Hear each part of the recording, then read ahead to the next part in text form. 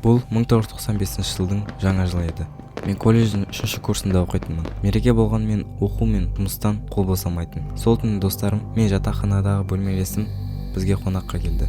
Алдыңғы кеште бәріміз жақсылап ішкенбіз, сондықтан таңертең қатты басымыз ауырып ояндық. Аздап серік алу үшін көшеге шығып майлы тамақ жеп қайтуға шешім қабылдадық. Біздің ауданымызда егіз ағайынды 2 жігіт тұратын. Біреуімен үнемі араласатынбыз, ал екіншісін тек анда-санда ғана көретінбіз. Сол күні олар да бізге қосылды. Әуелі бәрі қалыпты еді. Жергілікті баскетбол алаңына барып, шөптің арасынан тауып алған ескі доппен ойнай бастадық. Бірақ көп ұзамай мен біртүрлі нәрсені байқадым. Әлгі екінші егіз жігіт үнемі мен соңымнан қалмай жүрді. Қайда барсам да артынан еріп келеді. Ең қорқыныштысы, ол маған қадалып қарап тұрды. Бетінде өмірімде көрмеген ең үрейлі жымиыс бар еді. Көзін бір сәтке де тайдырмайтын. Ішім біртүрлі болып кетті.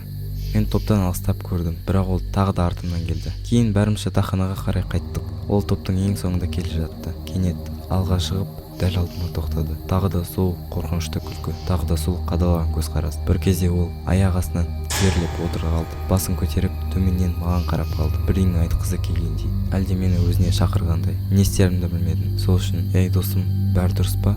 Біз енді қайтып барамыз", дедім, бірақ ол үндемеді. Тек тізерлеп отырып, көзін сығырайтып маған қарай берді. Күнге қарап тұрған адам секілді. Сол кеште достарым оның соңғы кездері елестер көрінетін, біртүрлі сөйлейтінін айтты. Мен бұған аса мән бермедім, шаршаған шығар деп ойладым. Бірнеше апта өткен соң күтпеген жаңалық естідік. Біз үнемі араласатын 2 жігіт телефон шалды. Дауысы дірілдеп тұр екен. Ол ағасының өзіне пышақпен шабуыл жасағанын айтты. 20 рет пышақ сұққан. Абырой болғанда ол аман қалды. Бірақ ең қорқыныштысы кейін белгілі болды. Шабуыл жасамас бұрын әлгі жігіт өзі полицияға хабарласқан екен. Өйткені не істейтінін алдын ала білген. Бірақ өзін тоқтата алмаған.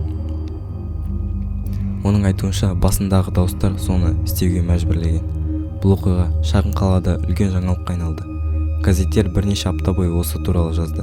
Мен де мақалалардың бірін оқыдым. Сонда шындықты білдім. Екінші егіз жігіт ауыр шизофрениямен ауырады екен.